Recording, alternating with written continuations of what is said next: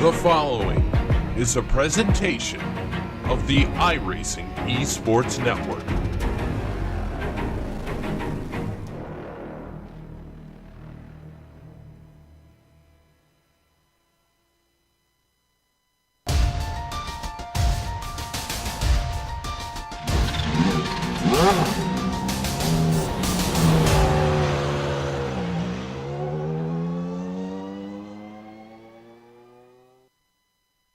Trangerade and Price may lead the championship as we approach the Dutch Grand Prix, but it is most certainly the likes of Michel Dudignon that many have laid their eyes on.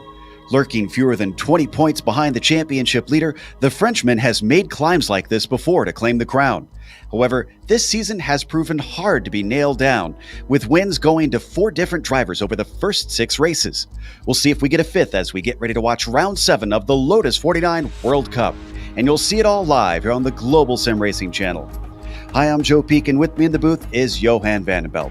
Behind the scenes is our director, the Dr. Amjad Yaman, and he's using cameras provided by Dougie Beard. Johan, honestly, I don't want to try to do anything fancy to set this one up for you and just tell you, welcome home. Yeah, thank you. Today we visit Circuit Park Zandvoort, probably the most famous racetrack of the Netherlands. This track was opened in 1948 and was the home of the Dutch Grand Prix 30 times. And just like a lot of other circuits, Zandvoort has its roots in World War II history. Where the foundation of tracks like Silverstone was built by the Allies, the Axis constructed the roads on which Zandvoort was later built. The Lotus 49 we see today actually has a lot of history in the Netherlands as well, as it made its official debut in the Dunes in 1967. The car grabbed pole position with Graham Hill setting the quickest lap time, with his teammate Jim Clark winning the race one day later. And to follow in the footsteps of Jim Clark, the drivers today have to face a very challenging circuit. Zandvoort is located in the dunes and it ebbs and flows with the landscape. And to see how this looks like from the driver's point of view, let's hop on board the GSRC LOTUS 49 for a lap around Circuit Park Zandvoort.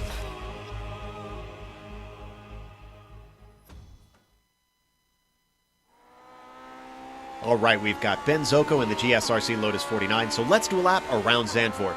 Coming down to Tarzan, this is far and away your best chance for an overtake on this circuit. Don't let the banking fool you though. You can try to pass around the outside, but it's quite difficult. From there, be sure to hold to the left and get ready for Gerlach. This right-hand chink is very single file with a sharp crest. It also leads right into Hugenholtz, which acts like a mirrored version of Tarzan. The big difference here is the exit is an incredibly steep uphill climb. Now, in most cars, you're flat out all the way until Schivlach, but in the 49, you're modulating the throttle through Hunsrück and Slotemacher. And then you need a giant lift through turn 5, which brings you directly into the braking for Schivlach. This long sweeping bend's only saving grace is that the hill to the outside means it's unlikely your car will spin all the way into the Armco if you lose it. But from there, we come to the newer infield portion, and first up is the very tight Marlborough.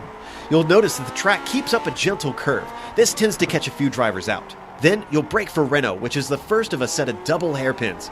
That doesn't give you much time before you need to swing off to the right to set up for Vodafone.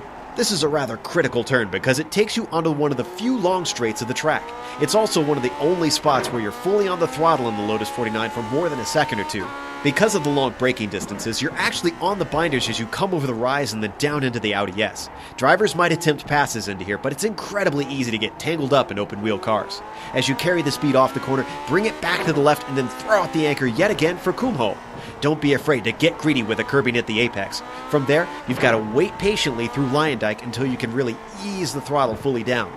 Just make sure you don't drift too wide onto the front stretch, and if you held it together, you've now finished a lap around Zandvoort.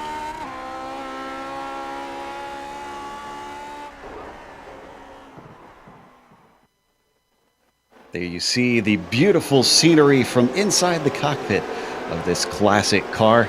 I agree that I just love the way this track goes in and out of the scenery. Now, let's take a look at the very pretty points championship, starting with the F1 driver standings. Ove Trangerade still leads, but it is only 2 points. We have both drop weeks now involved in this. You can see that Ove moves back up to the lead over Dave Price. Nicola Cocci is in a very precarious 3rd place because look who's behind him. I mentioned it in the intro. Michel Dudignon is coming forward. However, he has no drop weeks in hand. He's used both of them. So he's going to have a very good season over the likes of Trangarade and Price to try and take this one away. Marco Kika much farther down in the top 5, but still the Finn has been continuing his very consistent few seasons that he's had here in this car, showing that he has made vast improvement. Now, there is the F2 Championship. Johan, what are we looking at there? Yeah, it is still the same driver that we have seen for the last few races on top there, Marcellus Breuning. He's still leading the Formula 2 Championship with 41 points scored so far. He's being chased, however, by Andrew Eng, his fellow countryman, only 9 points behind him. Driver that's also closing in, Alex Cameron, is 11 points behind him, and P4 is being shared by Hideki Corfisto and Don Good, with a good result at Summit Point, moving up slightly in the standings. Now, as we take a look at the Constructors' Championship, which is effectively a Nations Cup. Unfortunately, there is no Dutch representation here in the top 5, but the UK, with Claridge and Price, are leading the way. Trangarade, carrying that Norwegian flag by himself, is way far down and actually competing with Italy. Only Kochi has come forward to score points this season. A bit of a surprise, as we have at least 1 or 2 more Italians joining in. But look at the United States, very, very popular over there in this series, with a lot of drivers coming in to contribute points. Dudignan, the only one to take it up into the top 5 for the Constructors' Championship. What about the race details? Johan, what do we have in store here in the Netherlands? Yeah, this is the Lotus 49 Championship, round 7 of this 12-round championship. In this season, we have 2 drop weeks marked by those 2 watermarks that you see there. It means that the 2 worst results of each driver will be removed at the end of the season. Now, about today, this circuit, Circuit Park Zandvoort, will host a race of 22 laps. The setups of the drivers are open. That means that they can turn their wheels, turn the knobs just to their liking to really conquer this Dutch dunes. And the scoring system works in such a way that 40 points will go to the victor, 35 for P2, and 30 if you score a 3rd place. And if you enjoy all this classic racing, you can find more of it on the iRacing Esports Network, including later today with the Camel GT series, but not just the retro stuff, the vintage racing. You can also find the World Championships, many of which have wrapped up for the year. They'll be back again, and indeed you will find lots and lots of racing with the various other networks that we are friends with here on GSRC, such as RaceSpot, LSR TV, and of course the SimSpeed Esports Network. Ove Trangarade, we're watching, currently in second on the qualifying times. Michel Dudignan is up at the top, with Nicola Kochi finding some speed. Waiting to see what Rob Olenek can do on his second lap, because we were watching in the warm-up, Johan, and he was looking very, very fast. Yeah, exactly. He was only 1/10 behind Mick Claridge. So it was the good, basically benchmark that we saw in that test session. Mick Claridge coming through the last set of corners now for his first time lap. The Arie Luijendijk bocht at the moment. Now, this is a very difficult corner. You want to go on the throttle as soon as possible. Here he finally can go. Going over the start-finish line. Let's see where he ends up. He does a 1:35.2. It's good enough for P2 for Mick Claridge so far. Significantly, he's about 2/10 down from Michel Dudignan, so he's got a little bit of work to do. Granted, Mick not really in the championship so much as Michel. He's kind of far back. He could still come back into this thing. So we watch AJ Bear yet to get his first time in. Dave Price, second place in the championship. He's got 1 lap time in and a 35.5. He's taken 2 wins so far this season. A little bit of luck on his side on those. He sits in 5th right now as he comes off of Luijendijk. Let's see what this second one holds. Yeah, well, you could see there on track that he almost lost control on the Kumo bocht. That has hurt his last lap time. He only did a 1:35.6, so 1.5 slower than his first time. And Dave Price will go no better than P5. Up at the top of the screen, purple went to Michel Dudignan. 34.8 now is the time to beat. So Mick Claridge has even more work to try and ground to gain. And he's got about half a lap to do it. Dimitri Houdeludis puts himself up towards the top of the times. His first lap didn't count. Second one with a 35.4 is going to have him in the mix on the second row. Once again, we can pick up Mick Claridge while he's going through the Kumo bocht. Only 2 more corners to go. And then we'll see if the Brit can take away pole position from Michel Dudignan. Mick Claridge has to win 0.4 of a second. Oh, goes very wide there on the exit of the Arie Luijendijk bocht, and it seems like he immediately gives up. That's not quicker for McLaren, and the Brit has to settle for P2 here in the Netherlands.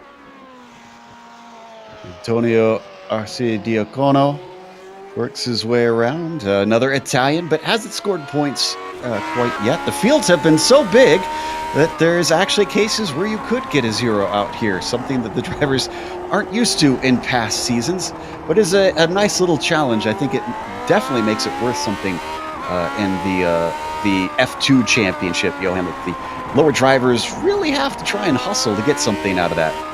I mean, that's maybe a little bit more fun as well. There's really something at stake here when you drive with this amount of cars. Not only because of the fact, like you mentioned, that you can score 0 points, but if you actually have a very good race, you're clean and you gain a lot of positions in the race, you can score a massive amount of points compared to other people. So it kind of works two ways like that. Watching Matt Yeomans, he's only got one lap in, a 39.3 on the board. But the next driver to get his second time in, and I think the only one, because I'm not sure that Matt can finish this lap, is AJ Bear. He's coming off of Kumho up towards Luijendijk, sitting at a 35.6. AJ is in 8th. He's more known for being quite good at Bathurst, which we aren't at today. Let's see if this also twisty track with not quite as much elevation change helps him out. 35.64, I should say, keeps him in 8th place, even though he improves by a little bit. Yeah, half a tenth quicker for AJ Bear, but there's not enough to win another position, and the driver stays in P8 for now. Just about 6 seconds left, and poor Matt Yeomans is not going to have enough time, I think, to get this lap in. In fact, he's going to be just shy. So that sets our grid. With the pole, Michel Dudignon leading by a whopping 4/10, nearly half a second over Mick Claridge. Mick seems to be struggling this season to try to be faster than him. Ove Trangrade, though, who has got his own set of wins this season, sits in 3rd. Dimitri Houdaloutis is in 4th. Nicola Kochi will start with P5. Row 3 will be rounded out by Dave Price. Rob Olenek will be starting 7th behind them. AJ Bear next to him. And then Jamie Hall will start in P9 with the top 10 rounded out by Marco Arcidiacono. Yeah, the top P11 goes to Marco Kika, and he starts the race flanked by Daniele Guttuso. Number 13, Daniel Cedro, shares row 7 with Ian Haycox. Marcellus Breuning, the leader of the Formula 2 Championship, is being flanked by Michael Morrison. Paul Foster can be found in P17, and next to him it's Ryan Williams. Alex Cameron starts 19th today. The final driver in the top 20 is David Rossi. I get both of the Arcidiaconos. Antonio sits in 21st with Philippe Urquhart starting 22nd. Reki Koivisto will be 23rd with Daniel Blackmon next to him in 24th. Donnie B. Good starts P25 with Randy Huff 26th. Matt Yeomans in 27th, and Jeff Olney did not get a lap time in. So with that, we wait for the cars to rev up as just about everybody has gridded. Just Marco Kika, Antonio, and Jeff Olney yet to get on the grid. A large field, which means lap traffic could definitely come into play out there. We're in round 7, halfway through the season. This kicks off the second half itself, as just those last 2 cars still waiting to come out. Look at all of them gridded up. Didn't see quite this many cars at the Dutch Grand Prix where this car debuted. Now they're out there. So as the engines start to rise, the lights are up, and the green flag is out here in the Netherlands as Michel Dudignon, not very good off the line for the second race in a row. And Mick Claridge manages to sneak past, or does he? He breaks a little bit earlier. They're going to go side by side. They almost touch. This time, though, they come out safe compared to Brazil, but Mick Claridge is ahead for the second race in a row of Michel Dudignon. Behind him, AJ Bear almost loses control. Going side by side with Rob Olenek. He's immediately being put under pressure by Jamie Hall, who cannot get past him. Marco Kika and Marco Arcidiacono also side by side, but the rest of the drivers in front of them single file towards the sky flag. understand that Morrison might have had a little bit of trouble in turn 1. We might be able to get back to it later, but for now we're going to watch the action as the drivers complete their first lap and now come to the new section of the course. The cars, whoa, as a battle for second place, diving to the inside. Dimitri Houda-Lotus trying to take that position away from Dudignon. Yeah, this is probably the moment in the race that you have the opportunity to try and move on Michel Dudignon, so why not try and take it? Dimitri Houda-Lotus thought. Didn't work, however, for him. The Greek driver already winning one position on over Trangerate, who's being put under pressure by Dave Price behind him in the Hans Ernst bocht. Nicola Kochi also a little bit pushing behind, single foul, however, and it seems like Dimitris Houda-Lotus is losing ground to P2 slightly. The slight battle that we saw in the Audi S between Trangerade and Price has separated. That is a battle for the championship, don't forget.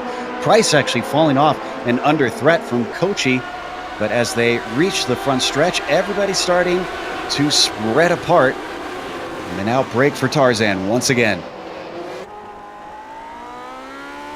Yeah, so close between the two. Dudignon really putting Mick Claridge under pressure. Now, we've talked about it before the race, Joe, that this is such a difficult track to make overtakes in. And man, Michel Dudignon is putting Claridge under pressure, try to force the Brit into a small mistake so he can immediately capitalize on that.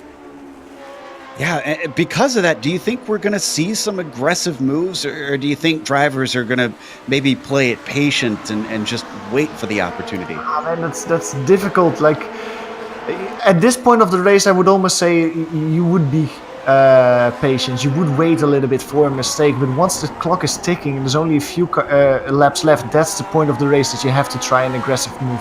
Just look at how close Dudignon is, less than a car length between the two, both sliding their cars into turn 10. Now a short run down towards the Audi S bocht.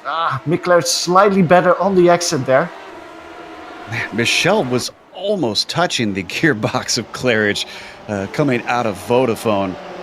As they work their way through Hans Ernst, looks like they're starting to separate themselves from the Greek. Dimitri is falling backwards. We could have a 2-horse race for the lead come the rest of this event. And I can report that Morrison has retired from the race. He tried to take it into the pits, and, well, I guess he didn't practice his pit stops enough because he actually slammed it into the Armco on the entry. My goodness, is that Frenchman close to Mick Claridge. Oh, and he goes a little bit wide into turn 1. Oh, Mick Claridge completely cuts off the French driver there. He really had to, well, completely step on the brakes to avoid Mick Claridge there. Loses a little bit of time, but you can see immediately how quickly he closes the gap once again. It seems like Dudignon has more pace, but he doesn't have the track position. And, you know, that brings to mind one of the unique features of this track that is kind of old school, is the fact that turns like Tarzan have quite a bit of banking for a road course. Yeah, absolutely, absolutely. Not only Tassenbocht, there's several corners on this track that have that kind of banking, and the drivers have to really accommodate that in their races. But just look once again, Dudignon has completely caught up with Mick Claridge here, going towards the Vodafone bocht, trying a wider line here, taking more speed, more momentum through here. There's only a short run down towards the Hans Ernst bocht, and that wider line doesn't help Michel Dudignon for now. Single foul behind the leader. Now behind him over Trangerate, Dave Price, Nicola Kochi, they're all in pursuit of Dimitris Houda-Lotus, Olenek and Bayer as well. Is that a cut course there from Michel, or is that a mistake? He suddenly dropped back drastically. I think it was a mistake. I think he got big wheel spin. Yeah, exactly. Maybe go to a replay of that. It was in the middle of the Hans Ernst bocht. He just got completely loose. Almost rear-ended Mick Claridge there, but he saved it. Yeah, you could see he was sliding through the corner, and then on top of it, when he tried to get to the power a second time, a whole load of counter steering to try and save the car. And Dave Price now in a side-by-side battle. Is that was with Trangerate. Trangerate almost lost another spot. He's trying to come back at him, and it looks like he can't quite make it through. So Dave Price gets himself into fourth, past his championship rival. That caused a chain reaction behind Olenek in a fight with Kochi. He manages to overtake him. Yeah, but Nicola Kochi is not settling for that. He's putting it side by side almost in the schijfvlek. Rob Olenek goes wide. Nicola Kochi has more speed going to the Marlboro bocht. Oh, very late braking there for Nicola Kochi, but Rob Olenek fends him off for now. Immediately tries to take another look. Very close between all these drivers at the moment. They're almost fighting like there's only a few laps left. I get the feeling that we're going to see a lot of that with these trains of cars that are honestly all throughout the field. As soon as one person does something, everybody else is going to pounce. So as they come through, and Rob Olenek with a big mistake. And just as I say that, Nicola Kochi says, "Thank you very much. That's what I wanted." A.G. Bear also trying to really profit from that. Oh, and Paul Foster's had a problem. He's dropping multiple positions. Looks like this wasn't his error. It was Antonio Arce Diacono outbraking himself into Hans Ernst. Oof, almost turns him over. So as they get going once again, Antonio loses positions as well does Foster. They're 17th and 19th respectively.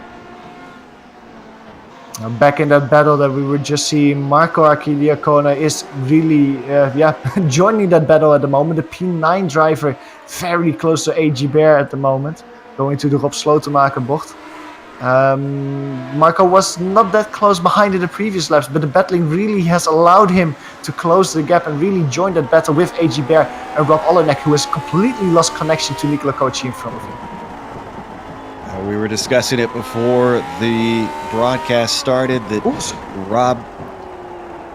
Marco Archidiakona almost lost it there going wide.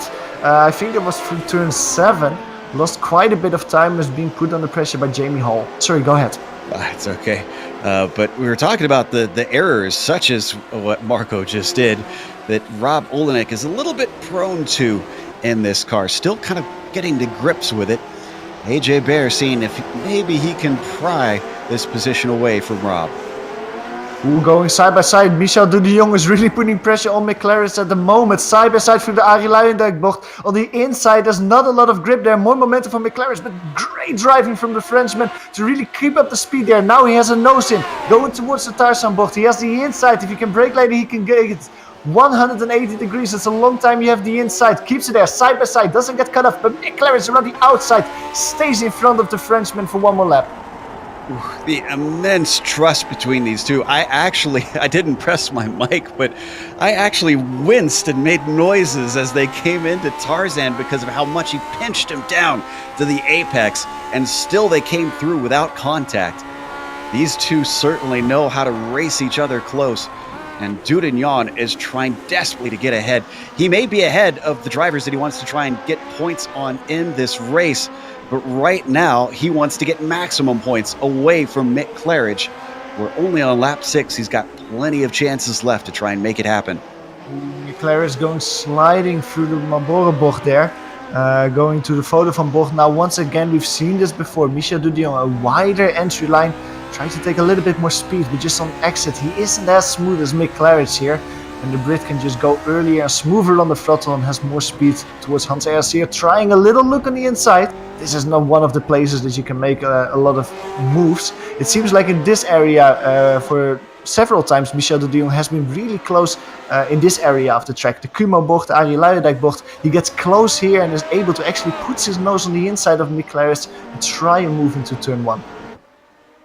And we talked to Mick a little bit about this last week, and it seemed like he had found something with the gearing to help him get off the line. Do you think at this point maybe Michel needs to start doing something to change the way he sets up the car to prevent this from happening? Because it certainly helped Mick get an edge over him.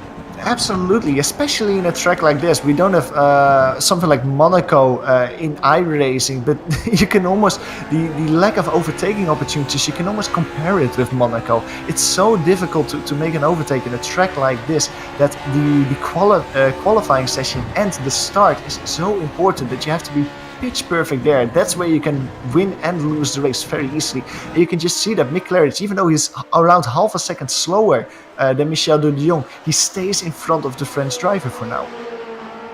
Love watching that onboard heading around Scheivlach where they just drift around that embankment.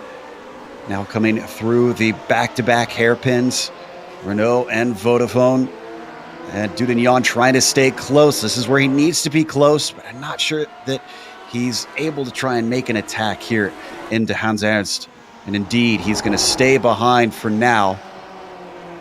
Behind these guys, though, things have been tight for the mid-pack. Both we followed Bear and RC Diacono as well. JB Hall and Marco Kika have had their own battle. Yeah, there's a lot of little packs going on at the moment. Little 2-car groups, 3-car groups that are driving around everywhere. Especially the one that you just mentioned, the one between Marco Kika and Jamie Hall has been heating up a little bit. At the moment, there's a few car lengths between them, but Marco Kika has found some space, some pace in the race. He's currently driving around the P11 and putting Hall a little bit more side under by pressure. side for our leaders.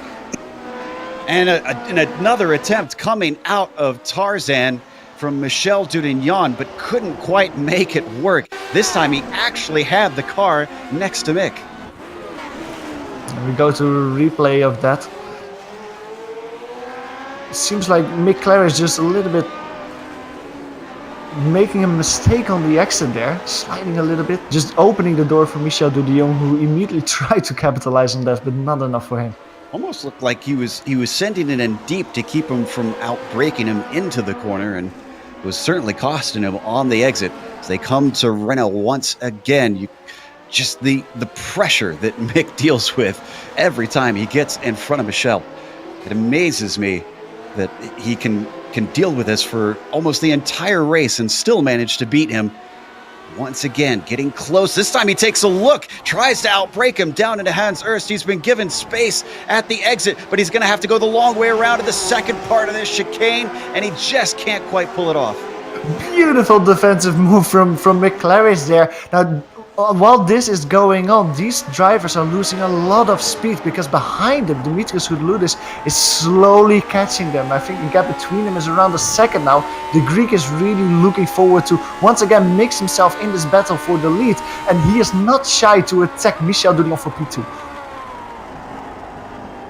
This time he doesn't manage to get to the inside into Tarzan. He holds him off, but indeed, we looked over the back of Mick Claridge, and you could see the speck of Dimitri Houdloudis closing in bit by bit with each corner of defense that Mick gives. Through Hunzerug and Schlotemacher, up over the crest of 5, the kink leading in that makes this braking oh so difficult, and then swinging it around this fast, swift right-hander onto the new set of the course, the part where this car absolutely struggles. Not a fan of slow corners. No, but these drivers have to deal with it, and it seems like, especially in the next corner, that you'll see Mick Claridge is really good at dealing it here, because every time he has an exit just good enough to stay in front of Michel Dudignon once they break for the Hans Ernst bocht. This time, once again, it seems like the gap just grows with a car length once they go braking here. And you see that this time we're sliding a little bit for Mick Claridge. Mick Claridge doesn't have to defend as much. They just extend the gap slightly to P3. Behind P3, we can't forget the battle for 4th with championship implications. Dave Price ahead of Trangarade still. And Trangarade has certainly not had a lack of trying to peel this away. You can see he's getting close to him, but his exit, which is oh so crucial on this front stretch, has been denied, and Price is going to stay safe yet again. Nicola Cochi a little bit in the popcorn position for that in P6. Oh, Michel really close there in the Tarzan bocht to Mick Claridge, almost touching each other once again. Just avoiding each other. Mick Claridge stays in front for now once they get to the Hugelholz bocht. And we keep bringing up the way that Mick held him back at Summit Point, but we can't forget that we had a similar fight going on at Brazil and Interlagos, where these two just were locked together, and the fight got so fierce that they actually ran into one another with a mere 2 laps to go, handing the win to Dave Price. And I know that Mick said that there's no ill feelings, and I believe him on that, but I can't help but think that these two do have to think about that as another attempt, this time going around the outside of Vodafone, but can't quite get it done. But these two have to be aware that they could yet again clatter into one another. Absolutely, and To be honest, it doesn't seem like they're actually aware of that at the moment, because they just keep going side by side in so many corners. Luckily for us, of course, but you're absolutely right. They have course penalty. Cut course penalty for Michel Dudignon. I thought he was a little too sharp coming into Hans Ernst, and indeed, he dropped back and gave second away to Dimitri because of that penalty that he received from the iRacing software. Look at that. 4 wheels over the curb. So looking at the gap between him and McLaren, he's currently, 2.1 seconds behind the Brit. 1.1 seconds behind the Greek. Let's see that once he catches up with Dimitrios, how quickly he can make the pass there. And we had another problem with Antonio Arcia Diacono as we come back live to see Michel try to recover. Antonio did hit the wall, outbraked himself coming into the Hans Ernst chicane. You're going to see this was just a single car incident, locked up on him, and unfortunately the Armco being right next to the track means he immediately took damage. Dave Price going very wide through the Schijfvlak, and that gives almost an opportunity to over-triangulate. He tries a different line behind him. Cannot make it stick there, but very close. And with Michel Dudillon falling back a little bit, it has bunched up that battle for P4 with Dave Price, Triangulate and Nicola Cocci within a few car lengths of each other. Yeah, Cocci much closer to Ove. Is Ove going to go defensive? Indeed, he keeps it right smack dab in the middle of the circuit to hold him off, knowing it's going to be hard to try and overtake him here in the second half of Hans Ernst.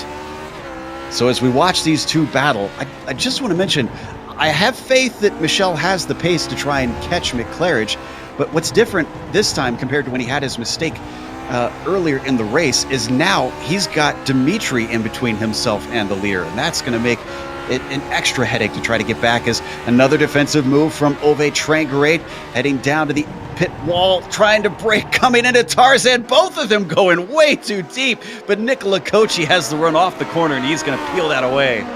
Great awareness for the Italian to really make that last minute steering maneuver to avoid the Norwegian, who was just sliding from the apex to the outside of the corner in the Tarzanbocht. Nicola Cocci getting P5.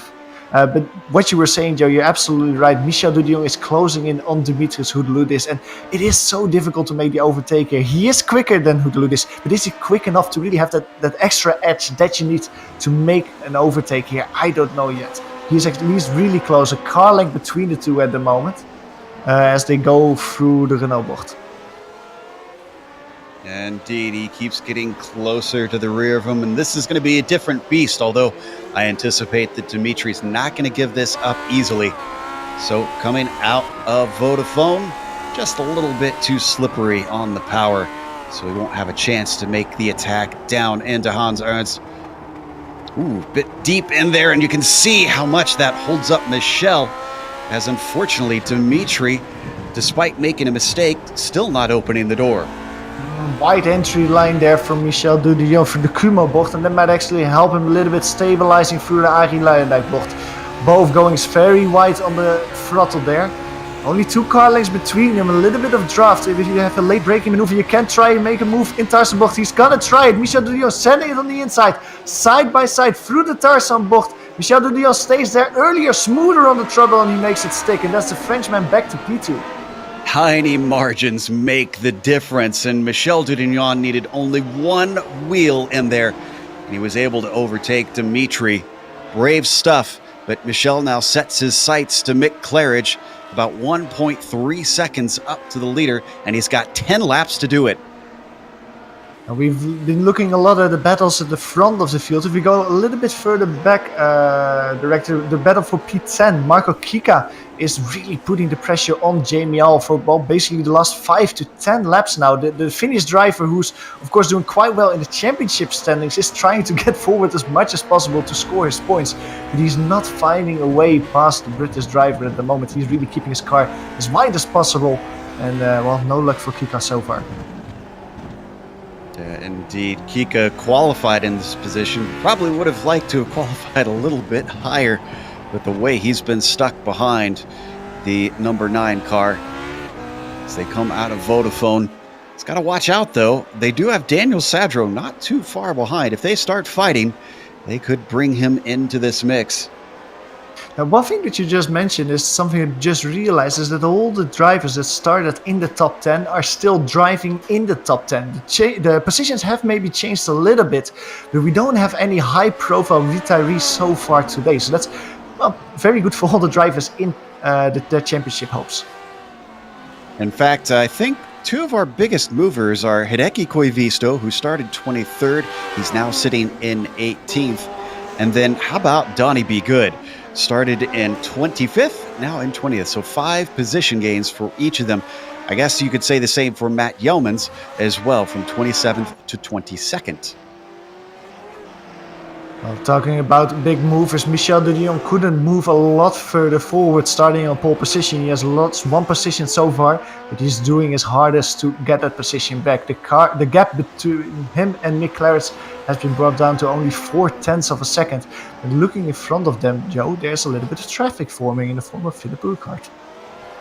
And that could be exactly what Michel needs.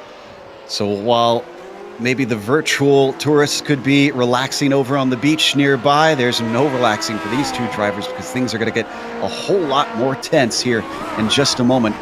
It's going to depend on where they catch Philippe. Michel de Dion right on the gearbox of Mick Claridge through the Hans Ernst bocht. Here the Kumo bocht. He's tried it several times here already. Doesn't have the momentum at the moment to put his car already side by side here. On the exit though, good run. You tried it on Dimitris Soudloulis and made it stick. It seems like Philippe Urquhart is actually giving them space. Mick Claridge tries to get the draft. Ooh, I think he actually might have touched him there. That's a brave move, but even a braver move down to the inside. He gets chopped off though. Michel Dudignon giving it another try as they come off the corner. I don't know how Mick Claridge did not run into that lapped car. Wow.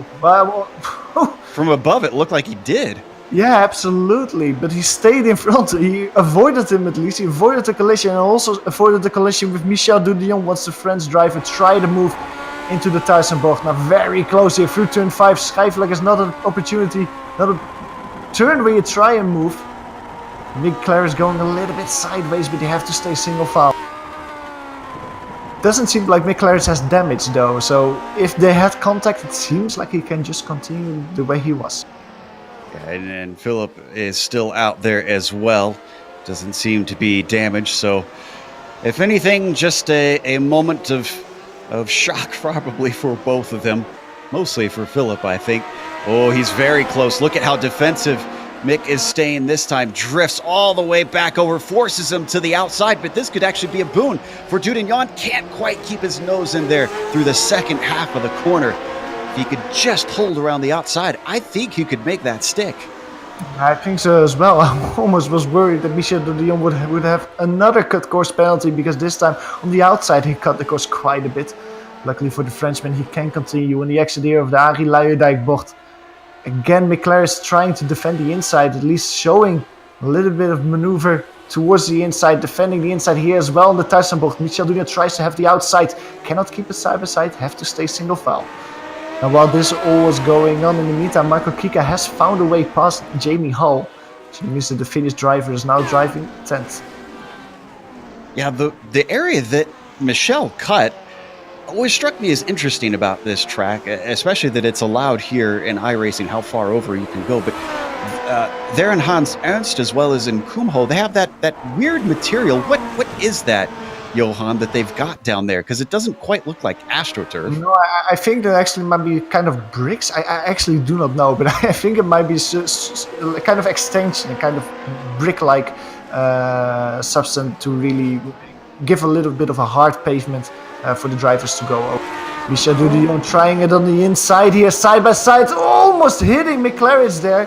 That's in the Vodafone bocht. Now once again he's on the inside, side by side, but Mick Claridge is on the inside once to go to the Hans Ernst bocht.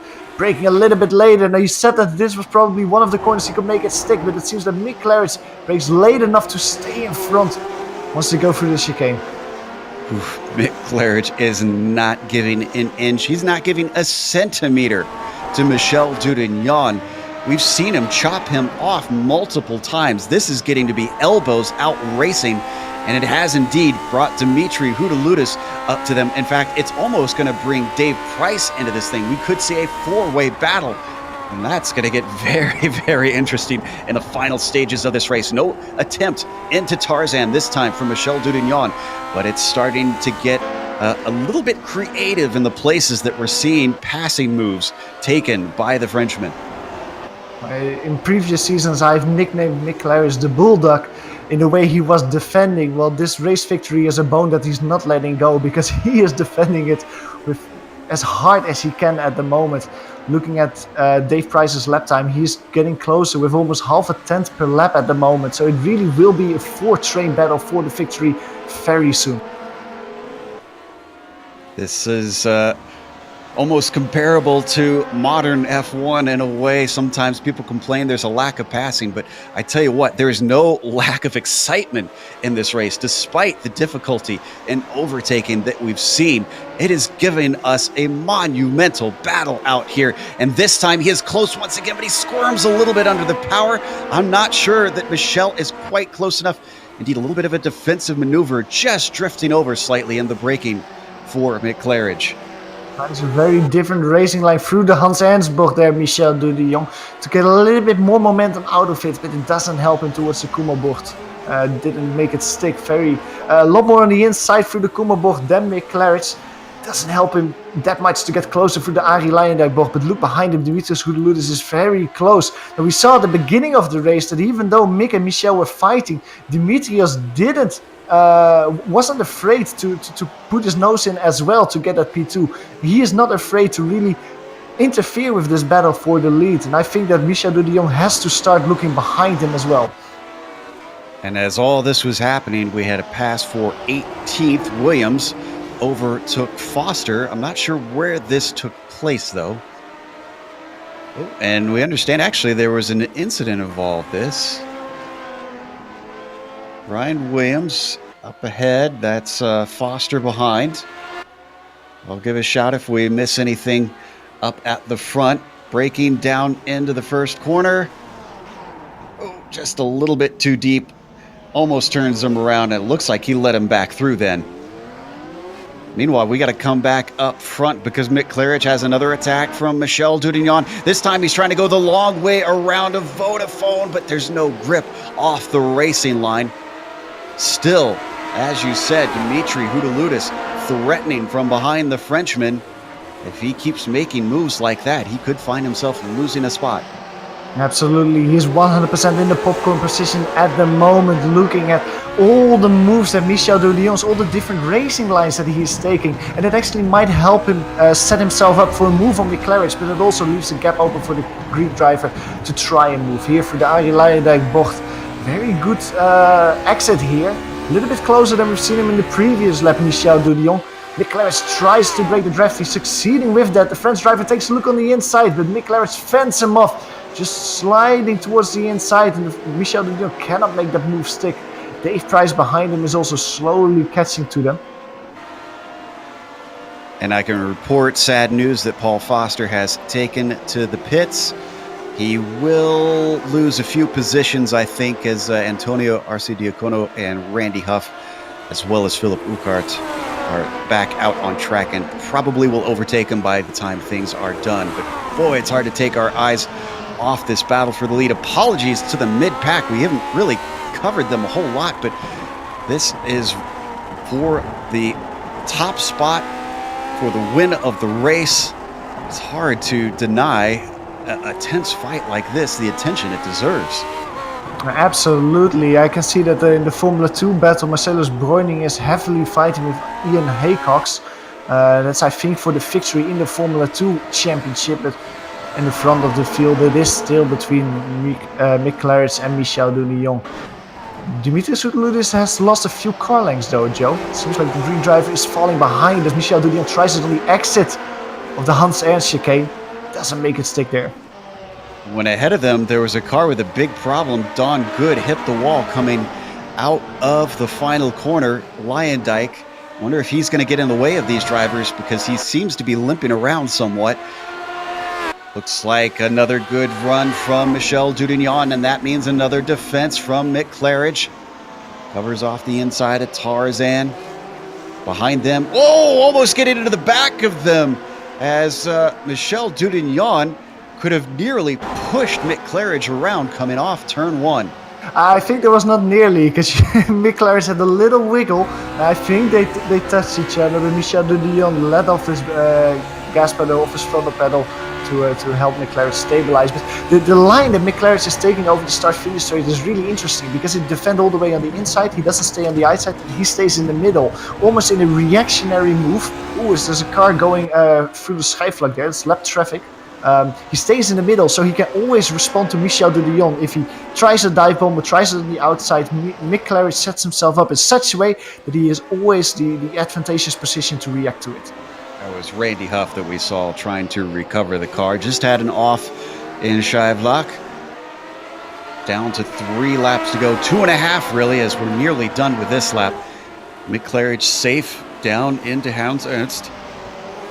Quickest car on track at the moment, Nicola Cocci in P5, and you can see behind these two leaders, it's a 5-car battle. Nicola Cocci is catching up quickly, second quickest car over Trangerate in P6, who's also closing in, so it seems like, Big mistake from Michel Dudignon, but somehow he doesn't lose time in that. That car was all kinds of sideways coming out of Kumho up to Lyondijk, and still he's keeping the pressure on. I almost had him written out for today. I was sure that he would lose it. Great save from the French driver, and look at Dimitrios Soudoulis. He didn't even get closer. Amazing save from Michel there. 2 laps left in round 7 here in the Lotus 49 World Cup. Dudignon is trying so hard not to be denied. In fact, he does need to worry a little bit, because Dave Price, even though he's in 4th, he's not too far back, so a mistake from Dudignon, even an off, could put him behind the driver who is currently ahead of him in the points. And luckily for Michel Dudignon, he will at least gain 1 position in the standings, because he is in front of Nicola Cocci, and there was only 1 point between the two before this race, so he at least sees himself move to the top 3. But I don't think that the French driver will settle for P2 out there, Joe. I think that I've seen enough races for him that Michel will always go for that victory. With only 1.5 lap to go, time is running out for Dudignon. Yeah, I think he's got the bit between his teeth. He wants another championship, does Michel Dudignon. Ove Trangerud would sure love to win his first. But right now he is settled back in 6th. He's going to join this train pretty soon. But he's got a lot of cars to try and overtake, which is not out of the question as the white flag flies. As the cars gather together like this, there is always the chance that a wreck up at the front could collect a bunch of cars behind them. Absolutely. Look how close Dimitrios is, and especially Dave Price, Nicola Cocci as well. 1 mistake of the car in front, 1 spin of the cars in front. It's quite easy to collect them. Michel Dudignon didn't manage to get past Mick Claridge in the Tarzanbocht. There was probably, with only 1 more lap to go, the best overtaking maneuver to really seal the deal. I think the last time that they go towards the Hans Ernst chicane, the old Audi S-bocht, that is the next best overtaking maneuver. He's really close here though, towards the Schijfvlak. Tries a little move on the inside, a little look on the inside, but doesn't get it side by side. This is for all the marbles now. A little bit bad exit. Wow, off into the grass for Michel Dudignon, trying to see if he can poke and prod his way through. Mick Claridge now into the back-to-back hairpins out of Renault. Up towards Vodafone. We've seen a pass attempt into here. Not happening this time as he's setting himself up for the exit. It was mentioned by Johan, the Audi S, the Hans Ernst chicane, is one of the best places to make a pass, but it's not going to be this time. He is way too far back. He could maybe try to get himself a launch off of Lyondijk, but I'm not sure that's going to be likely. A bad exit off the corner, though. Defensive move from Mick Claridge, trying the long way around. Can he make it stick? The corner has some embankment, but this one doesn't. It's going to be a drag race to the line. Mick Claridge is trying to hold him off. He tries to park it on the apex, but he gets a shove from behind. Both of them are going around. Dimitrios Soudoulis is going to take the win in the last corner from 3rd. Oh my goodness! Amazing from Dimitrios, capitalizing, and this is what we meant with the popcorn precision, just waiting for the mistake of the drivers in front of you. He saw it and he took it with both hands. Great win from Dimitrios. The last thing you would have expected, we thought it was going to be between these two. Trying to be sneaky, Mick Claridge parking it on the apex, and it hurt both of them as the Greek driver just takes advantage. Look at that at the line. 3 drivers, the podium separated by less than a second. We're going to watch one more from on board. This is Dudignon's view. You can see the contact. Both of them trying to save the cars. And then as we look over to the side, suddenly from behind, there goes Dimitri. Oh my God. So as the rest of the cars finish, go ahead, Johan. I wanted to say this is heartbreak for Mick Claridge, though, leading from start to finish. Well, except the last corner of the race where he got overtaken there. Great job as well, though, for both Mick and Michel to not spin each other around there, and at least getting a podium, both of them in P2 and P3. Wow, we need to catch our breath after that one. We're going to take a break here on the Global Sim Racing channel and the iRacing Esports Network. We're going to come back with the driver interviews as well as the official results. And stick around, because on screen you're going to see all the upcoming races on the GSRC.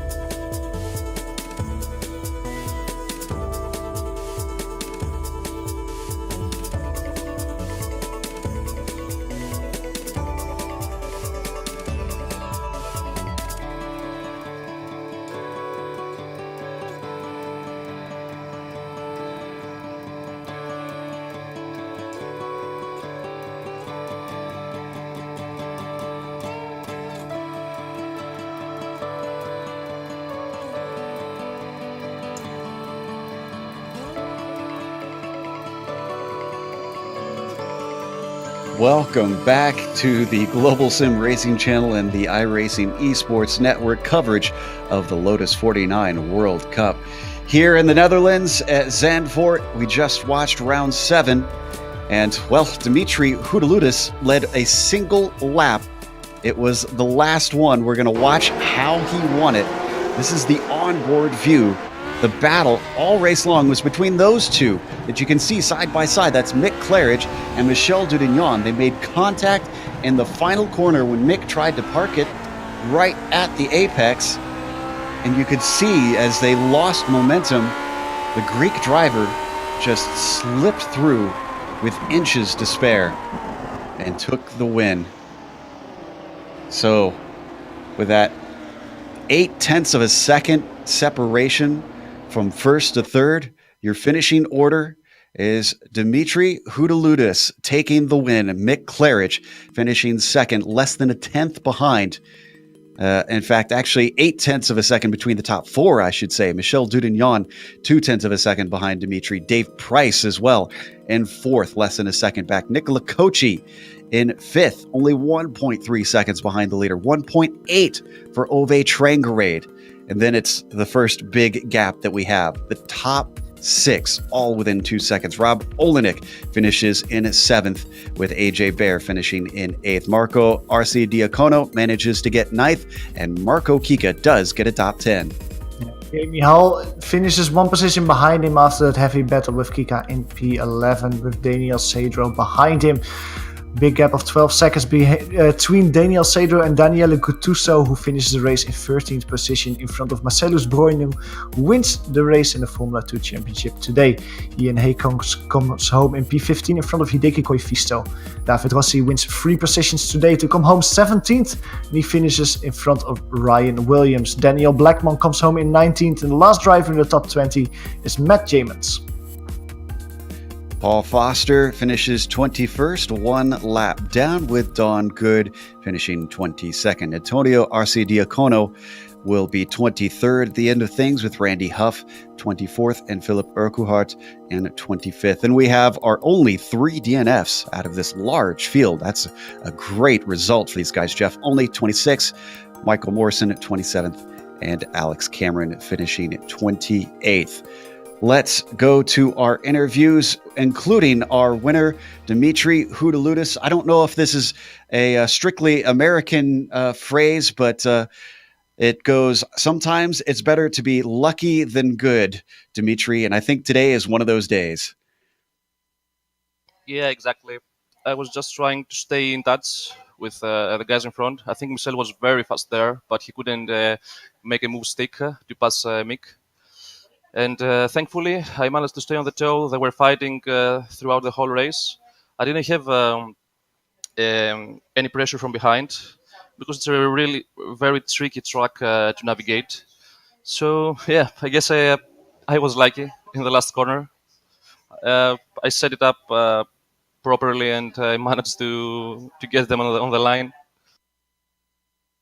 Take a very, very sneaky win. Now, before that, you did have second place briefly when Michel had an issue and found himself having to give time back from a cut course penalty. When he came back at you, it didn't look like you looked like you were trying to defend somewhat, but didn't fight too hard once he finally had that nose in. Was that a case of just trying to get to the end and want to preserve the car, or is it just so hard to hold the outside in that corner? From the very beginning, when Michel was behind me, I didn't have any intention to fight with him, because the others would catch up as well. They were very close. So I thought that it would be better to let him go and try to catch up with Mick, because he was making a little bit of a gap at that point. So I didn't fight it at all. I just took the outside line and tried to stick to the toe and wait until the end. So we've got 5 rounds left to go. Obviously, it'd be a tall ask for you to try and get into this championship, but I believe, if I'm not mistaken, you are our 5th different winner out of 7 races. Do you think you can come in and maybe take the whole thing?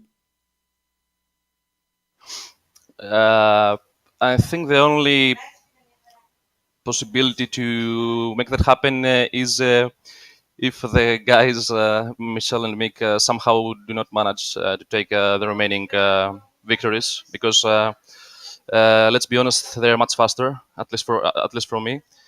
But I think that at least the last 2 weeks, my pace has improved significantly. So I hope I can be some kind of a danger. Maybe I can play a role, and maybe be in contention of some wins on the remaining stages of the season.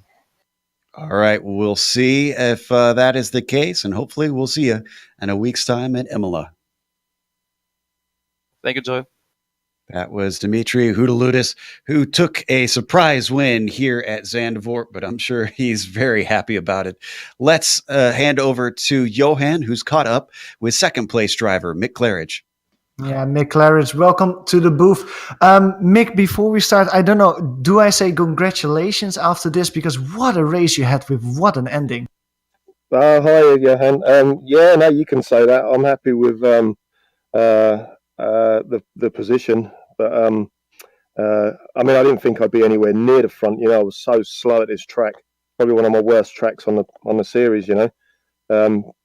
I laughed my head off when I beat Michel at the start. I thought there was no way I was going to get him at the start, but I was giggling as I was turning into turn one, and I shouldn't have really, should I?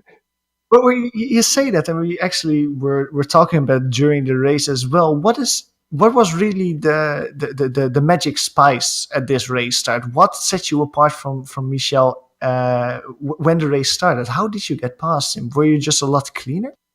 Yeah, I had a pretty good first gear ratio, and I sort of sacrificed my second gear ratio on the track for the start. So my second gear was really close to my first gear, and that was where I flat shifted it as well. I just kept my foot down and just dumped the clutch and flat shifted up, and it only just sort of stayed gripped up. There was a little bit of wheel spin in second, but I was lucky really. But yeah, I knew I'd be so slow in the race. I used higher tire pressures just to try and be quick at the start. That probably helped at the start as well. You get a lot more bite off the line. Well, you after the race started, you of course were under a lot of pressure by Michel. Did you do anything different than in other races to really set yourself up for the defensive race that you had to do? Did you, for example, try different racing lines? Did you practice defensive driving with other drivers throughout the week? Not at all, because I honestly thought Michel was so fast this week. I just thought watching him disappear into the distance. So I never practiced anything offline or any defensive, driving anywhere. So a couple of the braking zones, I was completely lost, and I didn't know where I was going, and even down to the last corner when I come through the last chicane and Michel was right on me, and he held the inside line. When I slowed down for the fast right on the last lap, I was in the wrong gear. I was in fourth gear because I was just so shocked to see how close he was behind me there, And so no, I didn't do any training whatsoever on any completely weird lines or anything. You come home with P2. Now, if I calculate correctly, this actually means that you move up to the top 5 in the championship at this moment. With 5 races to go, you're in the top 5. How much further do you think you can go in the championship? I'm not too sure, to be honest with you. I've got a couple of horrible tracks for me coming up. Spa, I'm normally rubbish at that, and Nürburgring, I will not finish that race. I will crash. I'm telling you now. You'll see me upside down somewhere. I mean, you also felt that Zandvoort was a bad track for you when you almost led from start to finish. So. Yeah, but I mean, look at the gap in qualifying. It was nearly half. Was it over half a second? I think it was something like that, wasn't it? Just under it, right? In the end, you come home with P2. You move yourself up in the championship. Congratulations with another podium here. Yeah, thanks, Johan. See you later. That was Mick Claridge coming home in P2. Now, in the meantime, you have caught up with Nicola Kochi, Joe. Indeed, the driver who finished 5th, but still within a second and a half of the leaders. Nicola, it probably felt like they were just within reach, but also just out of reach. Yeah, hi guys. I was pushing from the first lap to the last one, and we were so matched in the pace. Sometimes I was gaining a tenth or two. Sometimes I was losing a tenth or two. I was kind of gaining back some of the gap when I was alone.